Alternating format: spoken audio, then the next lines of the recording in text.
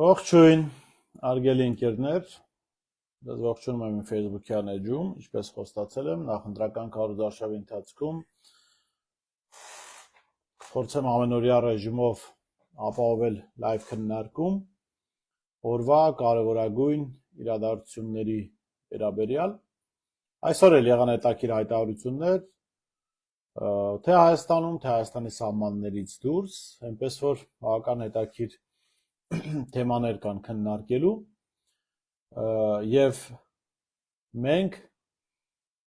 ըստ էության ականատեսն ենք լինում հայ-ռուսական հարաբերությունների կտրուկ վատթարացման, ընդ որում այս իշխանությունները ամեն բան արեցին, որպեսզի այդ հարաբերությունները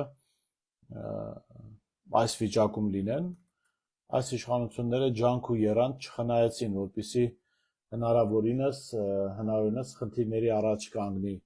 Հայաստանը տնտեսական առումով, ցավոք սրտի գուցե ապագայում նրանց հաջողվի նաև ինչ-որ ավանտյուրայի մեջ ներքաշել Հայաստանին, եթե իհարկե մնան իշխանության, ինչի մասով ես խիստ կասկածներ ունեմ եւ ինչի մասով խիստ կասկածներ ունեն նաև օրվա իշխանությունները։ Մինչև թեմաներին անցնելը, սիրելի ընկերներ, առաջարկում եմ կիսվել ձեր էջերում այս քննարկմամբ, կիսվել ինչու, որովհետև մենք պայքարում ենք մի մեծ տեղեկատվական ճակատի հետ եւ չունենք այն հնարավորությունները, ինչ ունեն Նիկոլ Փաշինյանը եւ իրեն աջակցող Արևմուտքը, հետեւաբար մեր ուժը, այսպես կամավորների մեջ է, կամ մարդիկ, ովքեր կամավորության սկզբունքով օգնում են մեզ տեղեկատվական այս պայքարում, մենք էլ իհարկե կրկին կամավորության սկզբունքով փորձում ենք տեղեկատվություն հավաքել, վերլուծություններ մեկտեղել եւ դա ներկայացնել մեր հանրությանը։ Ուրեմն այսօր հայտարարությամբ հանդես եկավ Ռուսաստանի Դաշնության անվտանգության խորհրդի նախագահի տեղակալ Դմիտրի Մեդվեդևը, ինչ է ասել Մեդվեդևը, ՌԴ անվտանգության խորհրդի նախագահի տեղակալ Մեդվեդևը քննադատել է Հայաստանի իշխանությունների Եվրամիության հետ մերձեցման քաղաքականությունը, հայտարարելով, որ Երևանը փորձում է միաժամանակ պահպանել Եվրասիական տնտեսական միությունում մասնակցության առավելությունները եւ զարգացնել հարաբերությունները Եվրամիության հետ։ Իր Մաքս ալիքում Մեդվեդևը գրել է, որ ով փորձում է երկու աթոռի վրա նստել, վտանգում է ցավոտ ընկնել։ Ըստ ամենայնի, մոտ ապագայում հենց դա էլ պատրաստվում է անել Նիկոլ Մականունով մի մարդուկ, նա համառորեն իր գերտերությունը տանում է դեպի Եվրամիություն, միաժամանակ փորձելով պահպանել ԵԱՏՄ-ում մասնակցության բոլոր առավելությունները, գրել է Մեդվեդևը։ Անվտանգության խորհրդի նախագահի տեղակալի խոսքով Հայաստանի իշխանությունները հույս ունեն պահպանել ռուսական գազի գործող գները նույնիսկ Եվրամիության հետ հարաբերությունների խորացման պայմաններում։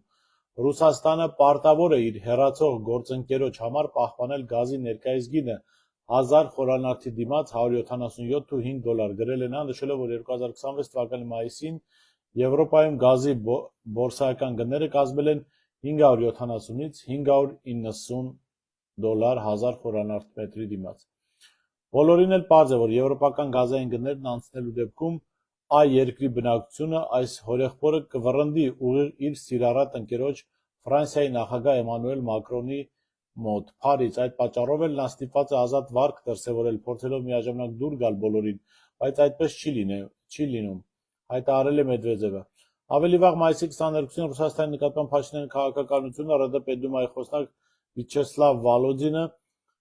անվանել էր ոչ բարեկամական։ Պետդումայի պատգամավորների կարծիքով Հայաստանի վարչապետ Նիկոլ Փաշինյանը Ռուսաստանի Դաշնության նկատմամբ վարում է ոչ բարեկամական քաղաքականություն, ցինիկ կերպով օգտագործելով այն հնարավորությունները, որոնք տրամադրում է մեր երկիրը։ Եղան այլ հայտարարություններ եւս, բայց եկեք ֆիքսվենք այս երկու հայտարարության վրա, սրանք առանցքային պաշտոնյաներ են, մեկը Ռուսաստանի անվտանգության խորհրդի նախագահի տեղակալն է Մեդվեդևը, որ նախկինում զբաղեցրել է Ռուսաստանի Դաշնության նախագահի պաշտոնը 2008-ից 12 թվականներին, հիմա էլ շարունակում է ազդեցիկ դիրքեր զբաղեցնել ռուսական կառավարական էլիտայի շրջանակում, եւ Վիաչեսլավ Վոլոդինը արդեն Դումայի ղեկավարը, գործող բարձրաստիճան պաշտոնյա, ռուսական, տեսեք, 8 տարի, այն ինչ որ հիմա Նիկոլ Փաշինյանը անում է, Նիկոլ Փաշինյանը անում էր 8 տարի շարունակ։ Այստեղ տարբերությունը ռուսական կողմի արձագանքն է եւ ահա այստեղ հասկանալի է ինչու է արձագանքը տարբեր։ Որովհետեւ ռուսները հիմա հասկացել են, որ Հայաստանի իշխանությունները հասել են այն հանգրվանին, որից հետո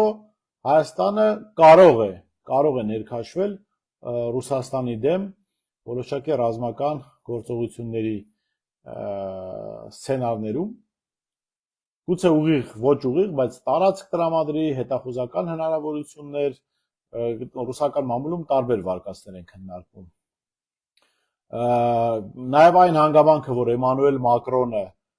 գտնվելով Հայաստանում հայտարարեց, որ ռուսական ռազմաբազան այստեղից դուրս պետք է գա, սա եւս բարի ուղի իմաստով ռազմական սպառնալիք է, որովհետեւ այդ բազայի մասով կան հաշվարկներ, խոսքով դասավորություններ, եւ դրա մասին փաստորեն հայտարարում է ոչ թե Հայաստանի ղեկավարը փաստացի, այլ Ֆրանսիայի ղեկավարը, որը թշնամական հարաբերությունների մեջ է Ռուսաստանի Դաշնության հետ։ Սա ինչ է նշանակում։ Հենց այդ Մակրոնի հայտարարությունը, Զելենսկու հայտարարությունը Երևանից նշանակում է մի բան, որ Հայաստանը լիարժեքորեն հայտնվել է արևմուտքի կուրացիայի տակ, համակարգման տակ, եւ այլևս անիմաստ է ակնկալել այլ գործողություններ Հայաստանի իշխանություններից։ Հենց սրանով է պայմանավորված ռուսական կողմի կտրուկ արձագանքը, որովհետեւ նախկինում էլ կար հակառուսականություն, նախկինում էլ Ալեն Սիմոնյանը խոսում էր ինչ ուզում էր, Նիկոլ Փաշինյանը ակնարկներով ռուսների դեմ տրամադրություններ էր գեներացնում հանրային հեռուստաընկերության եթերում հակառուս այսպես կոչված ճակերտավոր փորձագետները օր ու գիշեր ռուսներին քննադատում էին, բայց այսպիսի արձագանք չկար, որովհետև չկար Մակրոնի հայտարարությունը ռուսական ռազմաբազայի դուրս հանելու վերաբերյալ, չկար Զելենսկու ներկայությունը Երևանյան որևէ միջոցառման եւ Երևանից Ռուսաստանի նկատմամբ ռազմական ագրեսիայի հայտարարություն չկար։ Մի խոսքով, այսինքն այս բոլոր բաները իրադարձությունները բերել են նրան, որ ի վերջո Ռուսաստանը որոշել է արձագանքել այնպես, ինչպես արձագանքում են պետություններ, որոնց նկատմամբ ռազմական սպառնալիքի վտանգ է նկատվում։ Եվ այս իմաստով էլ, տեսեք, հասկանալի է նաև գործողությունները, տարբեր վերլուծաբաններ շատ հստակ, աներկբա ցույց են տալիս իրավիճակ, որ Հայաստանը նաև ռազմական իմաստով հայտնվելու է Ադրբեջանի տակ, Ադրբեջանն էլ իր հերթին արևմուտքի տակ է եւ այս կովկասյան 3 պետությունները դառնալու են ճակատ Ռուսաստանի Դաշնության դեմ։ Կարծեք թե սրա վտանգն էլ կա եւ ռուսները զգում են եւ դրա համար են այսպես շատ կտրուկ արձագանքում։ Ասում են լավ հələ ժամանակը կգա ձեր եթե ինչ որ բանի մեջ մտնեք որոշենք, բայց հիմա մենք չենք պատրաստվում ֆինանսավորել ձեր հակառուսականությունը, որը շատ տրամաբանական։ Այսինքն մենք կարող ենք դժգոհ լինել, որովհետև դրանից մեր կյանքը կվատանա, բայց չենք կարող չհասկանալ ինչու է դա տեղի ունենում, հա։ Իհարկե, Հայաստանում բնակվողներս դժգոհ ենք այս իրավիճակից, որովհետև մեր կյանքը ծանրանալու է, ծմրանը, ջեռուցումը եթե այսպես շարունակվի, այս քաղաքական իշխանությունը չփոխվի, ծախսերը եռապատկվելու են, հնարավոր բոլոր ապրանքները թանկանալու են, գուցե որոշ ապրանքների դեֆիցիտ զգացվի, այսինքն մեր կյանքը դժվարանալու է, մենք չենք կարող դրանից գոհ լինել։ Բայց միևնույն ժամանակ լինելով գիտակից, մենք չենք կարող չհասկանալ ինչու է սա բերել, որովհետև տեսեք ինչ է ստացվում։ Իշխանությունները անում են քայլեր, գործողություններ, վարում են մի քաղաքականություն, որը բերում է ռուսական կողմի արձագանքի, փոխանակ Հայաստանի Հանրությունը գնա այս կառավարության դուռը, պահանջի խնդիրները լուծել, այս իշխանությունները ձևը գտել են, հակառուսականության ալիք են բարձրացնում եւ այն ինչ որ իրենք ժողովրդի խոսքով ասած վարի են տվել, գցում են ռուսների գրպանը, ասում են վերջ, հակառուսականությամբ ինքնիշխանության համար կարելի է սոված մնալ, մրսել, չգիտեմ, իրանք իհարկե չեն մրսում, իրանք իհարկե սոված չեն մնում երբեք, հատկապես Նիկոլ Փաշինյանը, որ տենում եք, կարծում հասկանում եք, որ այդ մարդը երբեք ու երբեք սոված չի մնա, այդ մարդը պատրաստ է առանց արժանապատվության մնալ, առանց հեղինակության մնալ, վիրավորանքներ կուլ տալ, բայց սոված մնալ այդ մարդու համար անհասկանալի բան է, հա, ինքը չի կարող դրան դիմանալ։ Տուժում է ժողովուրդը եւ տուժելու է ժողովուրդը սրանից։ Այս սրա համար է, որ հիմա այս զրույցները կարևոր են, որ մեր հասարակությունը հասկանա, որ սրանց վարած քաղաքականության հետևանքները ծանր են լինելու։ Որ եթե իրենք շարունակեն հակառուսական այս գծի մեջ առաջ շարժվել եւ մի բան էլ Աստված մի արած վեր ընտրվեն, ինչի վերաբերյալ լուրջ կասկածներ ունեմ եւ համոզմունք ունեմ, որ հասարակությունը սրանց դուրս է վռնդելու, ապա մենք հասնելու ենք ինչ-որ պատերազմական վիճակի։ Ուկրաինայում էլ ամեն բան մի անգամից չսկսեց։ Մի առանձին օր այս թեմային հատկապես կանրադառնամ, որտեղ այնտեղ էլ հիշում եք Նիկոլ Փաշինյանը երբ եկավ իշխանության, կամ վերվեց իշխանության, առաջին բանը որ արեց, այսպես արտաքին քաղաքական ճակատում որոշումների կայացման շրջանակում Սիրիա զորք ուղարկեց ռուսական զորախմբի կազմում։ Թվում էր խիստ պրոռուսական որոշում է, չէ՞, բայց հիմա տեսեք ուր ենք հասել։ Նույն բանն էր նաև Զելենսկին իշխանության գալու ընթացքում խոսում է ռուսների իրավունքների պաշտպանության մասին, ռուսերեն լեզվի պաշտպանության մասին, ռուսների այդ պատերազմի բացառման մասին, բայց եկավ ու այդ պատերազմը ոչ միայն թեժացրեց, այլ հասցրեց մի կետի, որ 100,000-ավոր ռուսներ եւ ուկրաինացիներ են զոհվել այս պատերազմում։ Քաղաքացիական պատերազմ է ըստ էության ընթանում սլավոնական այս ժողովրդի ներսում եւ եղբայրը եղբորն է սպանում խաղաղության օրակարգով իշխանության եկած Զելենսկու հրամանատարությամբ։ Այնպես որ եթե Փաշինյանը ասում է, չգիտեմ, Պուտինը իր ընկերն է, իրենք մտերիմ են, 200 անգամ հեռախոսազրույց են ունեցել, դա որևէ բան չի նշանակում։ Դա հենց ուղիղ պիտի հասկանալ, որ մենք շատ արագ տեմպերով գնում ենք հնարավոր էսկալացիաների, հնարավոր բարդությունների, կորուստների, որը մենք Հայաստանի քաղաքացիներս ենք մեր վրա զգալու, ոչ թե քաղաքական այսպես կոչված էլիտան։ Մինչ անցնեմ հաջորդ թեմային, սիրելի ընկերներ, առաջարկում եմ անպայման կիսվել այս ուղիղ եթերով, սա միակ հնարավորությունն է տարբեր շերտերի հասարակության հասցնել այս խոսակցությունը, որը շատ կարևոր է կարծում եմ։ Ուրեմն գազի թանկացման վերաբերյալ մի կարճ մեկնաբանություն, իշխանություններն ասում են գազի այս ճանապարհները փակվել են, գազը կթանկանա ռուսների կողմից, որտեղ ընդդիմությունն է այդպես անում։ Ակնհայտ է, չէ՞ որ սուտ է, որ ընդդիմությունը չի անում, բայց եթե ընդունենք, որ ճիշտ է, քաղաքացիական պայմանագիրը գլուխը մի անգամ պատին է տվել ու ճիշտ է ասել։ Եթե ընդդիմությունը կարողանում է գազի գին բարձրացնել, ճանապարհներ փակել այս Ռուսաստանի իշխանության հետ, այս մակարդակի հարաբերությունների մեջ է։ Կլինի դուք պաշոլներդ քաշեք, ընդդիմությունը գա, այդ հարցերը որոշի, գազն էլ կեժանանա, ճանապարհներն էլ կբացվեն, ապրանքներն էլ կվաճառվեն։ Իսկ սա էլ, գիտեք, նորմալ հասարակության մեջ սա պիտի լիներ ընդդիմության ուղիղ գովազդ, որովհետև եթե մի ընդդիմություն կարողանում է Ռուսաստանում խնդիրներ ստեղծել Հայաստանի գործող իշխանության համար, ուրեմն այդ ընդդիմությունը իշխանության գալու պարագայում տասնապատիկ ավել մեծ գործեր կարող է անել Հայաստանի համար։ Սա պիտի ուղիղ իմաստով գովազդ լիներ ընդդիմության համար, եթե լիներ իրականություն։ Կրկին հիշեցնեմ կիսվել այս ուղիղ եթերով, այս պահին 89 մոտ մեր հայրենակիցները հետևում են ուղիղ եթերին, բայց մենք ընդամենը ունենք 71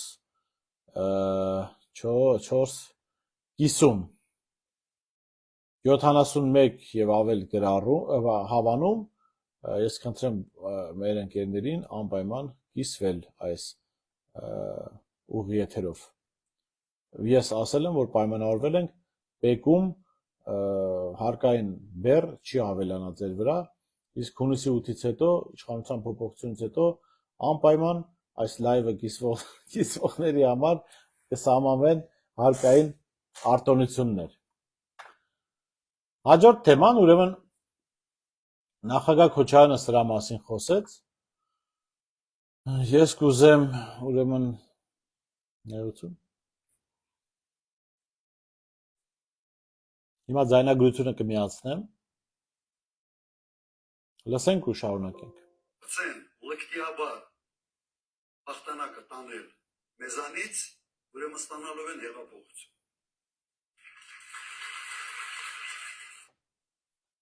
Սա շատ կարևոր հայտարարություն է նախագահ Քոչարյանի կողմից, որովհետև ես լսում եմ վերջերս հաճախ այս խոսակցությունը, որ այ ինչ է անելու ընդդիմությունը, եթե Նիկոլ Փաշինյանը կեղծի ընտրության արդյունքները։ Ասեք, ես դա իհարկե իմ ասելելունը չէր, դա ասեց, լավ է, որ ասեց նախագահ Քոչարյանը, եթե ժողովուրդը գնա ընտրության ու ընտրի ընդդիմությանը, մերժի Նիկոլ Փաշինյանը, Նիկոլ Փաշինյանը որոշի գողանալ ժողովրդի ընտրությունը, այո, ընդդիմությունը գնալու է հեղափոխության ճանապարհով եւ ուրիշ ճանապարհ չկա, որովհետեւ փաստորեն օրինակ բանի ընտրական գործընթացով իշխանության հանգիստ փոփոխության ճանապարհը կստացի, որ Նիկոլ Փաշինյանը փակում է։ Ինքն է առաջարկում արդեն այդ ճանապարհով գնալ, դուք գիտեք Նիկոլ Փաշինյանը նաև հայտարարել է, որ եթե կարող եք հեղափոխություն արել։ Գնում ենք ընտրության, եթե ընտրությունը տեղի ունենում դուք կեղծում եք, Նիկոլ Փաշինյան, այո, պես նախագահ Քոչարյանը ասեց, գնանք հեղափոխության ճանապարհով։ Սա շատ կարևոր հայտարարություն է ընտրական այս գործընթացից առաջ, որովհետև այո, կան մարդիկ, ովքեր ձեռքերը փորձում են տաքացնել, իրավիճակից ինչ-որ բաներ քաղել, հա, ստեղծել տպավորություն, որ ընդդիմությունը ամուր չի կանգնած իր դիրքերում, ստեղծել տպավորություն, թե կարող է լինել այնպես, որ ձայները հավաքվեն, ժողովուրդը դեմ ընտրի Նիկոլ Փաշինյանին, Նիկոլ Փաշինյանն էլ կեղծի ընտրություններ ու դա հանգստանցնի, ես ձեզ վստահեցնում եմ, այդպիսի բան չի լինի, վստահեցնում եմ հենվելով իհարկե նախագահ Քոչարյանի խոսքի վրա։ Հայաստան դաշինքը առնվազն անելու է այն, ինչ նախատեսված է այն իրավիճակների համար, երբ որևէ իշխանություն գողանում է ժողովրդի ընտրությունը։ Սա այսպես կարծում եմ կարևոր հանգամանք էր, կարևոր էր սա ֆիքսել, որովհետև մանիպուլյացիաներից, կեղծիքներից մենք պետք է հեռու մնանք իհարկե։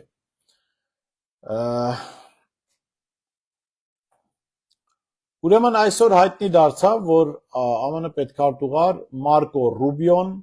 կգա Հայաստան։ Հետո զավեշտը պարզվեց Մարկո Ռուբիոն ոչ թե գալիս է Հայաստան, գուցե ընթացքում ինչ-որ բան փոխվի, ամենայն դեպս այս պահի դրությամբ տվյալն այն է, որ Մարկո Ռուբիոն Հնդկաստանից Միացյալ Նահանգներ վերադառնալու ճանապարհին վայրեջք է կատարելու Զվարթնոց օդանավակայանում, այնտեղ լուսանկարվելու են Փաշինյանի համար եւ շարունակելու է իր ճանապարհը։ Ինչու են ամերիկացիներն այսքան անհանգստացած, որովհետեւ Մարկո Ռուբիոյի ես գալը վստահաբար եմ ձեզ ասում, անհանգստության նշան է։ Մենք օրերս խոսում էինք դրա մասին, որ որքան էլ որ ամերիկյան այդ միջազգային հանրապետական ինստիտուտը հրապարակել է կեղծ հարցման տվյալներ, ըստ որոնց ընդդիմադիր որևէ ուժ, այդ թվում առանցքային ուժերը անցողիկշեմը չեն հաղթահարում, այդ հարցումը ունի նաև իրական պատկեր, որը չի հրապարակվել, այն է, որ Նիկոլ Փաշինյանը պարտվում է հավաքական ընդդիմությանը։ Եվ Մարկո Ռուբիոն գալիս է զուտ Զվարթնոց օդանավակայան է իջնում լուսանկարվելու համար, իշխանության ներկայացուցիչները մի քանի հայտարարություններ էլ կարվեն դատարկ տեղը, որպիսի Փաշինյանը հնարավորություն ստանա որոշակի դիվիդենդներ քաղել եւ բարձրացնել իր վարկանիշը։ Վարկանիշի բարձրացման նպատակով է նաեւ մայիսի 28-ի այսպես կոչված զորահանդեսը, չնայած ես այնտեղ զորահանդես չեմ տեսնում, այնտեղ շատ հետաքրքիր արձագանք էր տվել Ռուբենը Վարդանյան, Բաքվի բանտում գտնվող, որ քանի կան բանտարկյալներ, քանի կան ռազմագերիներ, ինչ զորահանդեսի մասին է խոսքը, ում դեմ է այդ զորահանդեսը։ Սա էլ է շատ կարևոր, երբ որ տեխնիկական միջոցները դուք տեսնեք, կհասկանաք, որ հերու չեն իրականությունից այն վերլուծությունները, որ ըստ էության Հայաստանում արերևույթ կուտակվում են ռազմական միջոցներ, որոնք կիրառվելու են ոչ Ադրբեջանի եւ Թուրքիայի դեմ։ Թե ում դեմ կարող են կիրառվել, այդտեղ դուք կարող եք ենթադրություններ ինքներդ անել։ Ըստ էության տպավորություն է, որ Արևելույթ Միացյալ Նահանգների համար այստեղ ռազմաբազա է հավաքվում հայկական բանակի անվան տակ։ Թե ինչ նպատակով, էլի ենթադրությունները թողնում եմ ձեզ, կարծում եմ դժվար չի հասկանալ ինչ նպատակով։ Սա էլ կարևոր է հասկանալ։ Մարկո Ռուբիոն գալիս է օգնելու Նիկոլ Փաշինյանին, վարկանիշը որպեսզի մի քիչ բարձրացվի։ Ես կարծում եմ, եթե տեսեք, ինչ եմ ասում, աղետալի է իշխանության վիճակը։ Եթե տարբերությունը լիներ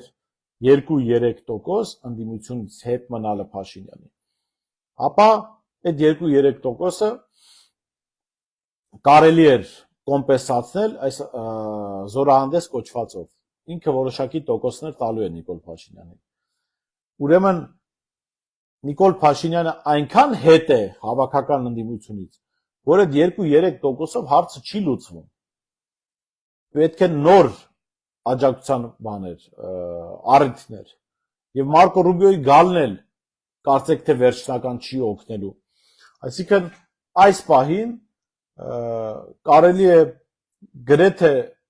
99.9% վստահությամբ ասել, որ Փաշինյանը առնվազն 10-15% պակաս ձայն ունի հավաքական ընդդիմությունից։ Ու սա է խնդիրը, այստեղ է ամբողջ խնդրը,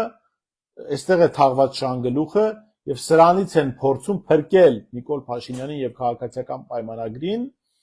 Մարկո Ռուբիոներով, այս զորահանդեսներով, այլ իրադարձություններով, համերգներով, չգիտեմ, փողոցում անդադ պտտվելով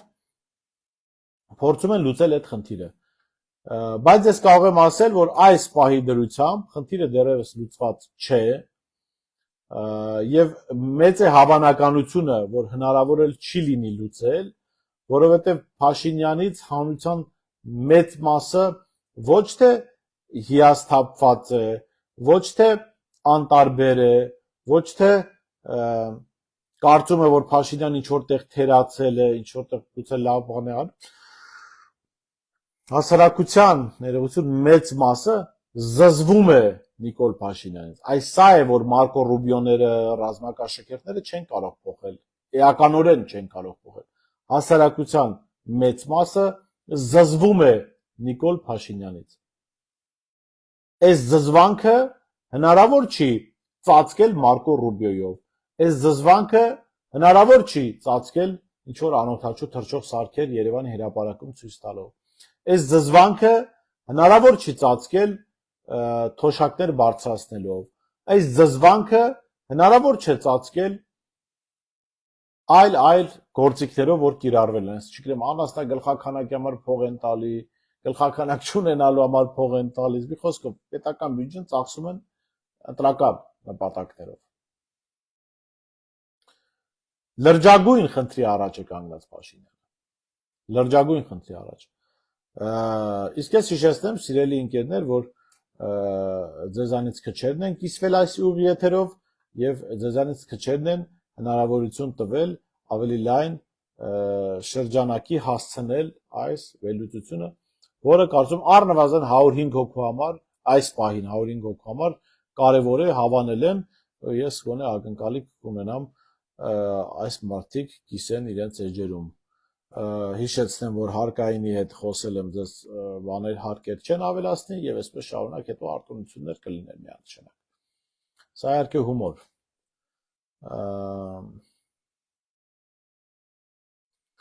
Այո, այստեղ քաղաքացիներից մեկը գրել է Վաչե Սարգսյանը, որ Իրանի դեմ մեծ պատերազմ է պլանավորվում ցամաքային օպերացիա, այո, պլանավորվում է եւ օրինակ քաղաքագետ իմ լավ ընկեր Ազատ Ադամյանը հետ մենք հաճախ խոսում ենք դրա մասին, որ եթե լայնածավալ ցամաքային գործողություններ են սկսելու Իրանի դեմ, Միացյալ Նահանգների հսկողության կուրացիայի տակ Հայաստանը չի կարող անմասն մնալ դրանից։ Ես օրինակ այսօր հրապարակում տեսա անօթաչու թռչող սարքեր հետախուզական ըստեյության իրենց չափերից էր դա հասկանալի դրանք օգտագործվում են հիմնականում հեռավոր տարածքներ հետախուզելու համար Ադրբեջանը ոնց որ այդքան էլ խորը տարածքներ չունի մեր ունեցած միջոցներով էլ կարող ենք դրանք հետախուզել թե ինչ հեռավոր տարածքներ է Փաշինյանը ուզում հետախուզել ապագայում դա կարծում եմ ինքներդ էլ կարող եք գլխի ընկնել այնպես որ հարգելի Վաչե Սարգսյան այո եթե Միացյալ Նահանգները լայնածավալ օպերացիա ցամաքային օպերացիա է սկսում Իրանի դեմ եւ Հայաստանն էլ այդ ժամանակ լիարժեքորեն գտնվելիս լինի Միացյալ Նահանգների հսկողության տակ, կուրացիայի տակ, այո, Հայաստանը չի կարող անմասն մնալ այդ սցենարին իր մասնակցությունն ունենալուց։ Հետևաբար ինչ անել, սիրելի ժողովուրդ, ինչ անել, որ հեռու մնալ պատերազմներից, հեռու մնալ տնտեսական պատերազմներից, հեռու մնալ քաղաքական խարդավանքներից, հեռու մնալ աշխարհակաղակական կենտրոնների բախման կիզակետ լինելուց, դրա համար պետք է անել մեկ բան՝ մերժել Նիկոլ Փաշինյանին։ Ես դրա համար նոր այսպես բանաձև ունեմ, դա Ռոբինզոն Կրուզոյի ֆիլմի բանով, հա, մոտիվներով եթե մոտենանք, չուտել մարդու միս, գնալ ընտրության, մերժել Նիկոլ Փաշինյանին։ Չուտել մարդու միս, գնալ ընտրության, չընտրել Նիկոլին։ Միատել ու վերջ, հա, կրկնենք։ Չուտել մարդու միս, գնալ ընտրության, չընտրել Նիկոլին, որովհետև Նիկոլին ընտրելը մարդու միս ուտելու նման բան է, անթույլատրելի է հատկապես քաղաքակրթական նման առաջընթացի պայմաններում։ Այսօր կարծեք թե այսքանն են թեմաները, եթե կան հարցեր կարող եք գրել, միասին կարող ենք քննարկել, դուք էլ ձեր կարծիքը գրեք, անպայման, ես կուզեմ արգելի ընկերներ, ովքեր հետևում են այս լայվին, ձեր կարծիքը գրեք թեմաների վերաբերյալ, ինքս էլ կծանոթանամ, կհասկանամ որքանով է հետաքրքիր, ինչ թեմաներ կարելի էր քննարկել, որ չքննարկեցինք, գուցե այդ քննարկումներն էլ արդեն վաղ կունենանք միասին։ Մի խոսքով ամփոփելով ասենք, որ Փաշինյանի գործերը վատ են, ակնհայտ վերընտրվելու խնդիր ունի, հավաքական ընդդիմությունից հետ է մնում առնվազն 15%-ով, ամերիկացիները անհանգիստ են եւ Մարկո Ռուբիոն գալիս է այստեղ Փաշինյանի վարկանիշը բարձրացնելու, զորահանդեսով փորձում են այդ վարկանիշը բարձրացնել, բայց այս պահին ընտրական նախընտրական քարոզարշավին մնացել է կարծեք 10 օր, հա 10 օր է մնացել ավարտվելուն, այս վերջին 10 օրում այսինքն 20 քանի օր անցավ 19 օր, հա, արդեն անցավ 19 օրում Նիկոլ Փաշինյան իր առաջ դրված վարկանիշային խնդիրները դեռ չի կարողացել լուծել։ Ես վստահ եմ, չի էլ կարողանալու լուծել։ Այսօր այսքանը, հարգելի ընկերներ, առաջարկում անպայման ձեր էջերում կիսվել այսօրի եթերը։ Կարևոր էր կարծում այս քննարկումը։ Գրեք անպայման ձեր կարծիքը, գրեք ձեր հարցերը կամ գրեք ձեր պատասխանները, դա էլ է կարևոր այս թեմաների վերաբերյալ, որովհետև իմ Facebook-յան ընկերների շրջանակը հատկապես ինտելեկտուալ մարդկանց շրջանակ է, եւ այո, ես էլ ձեզանից հարցերի պատասխաններ լսելու անհրաժեշտություն եւ կարիք ունեմ։ Լավ մնացեք, կհանդիպենք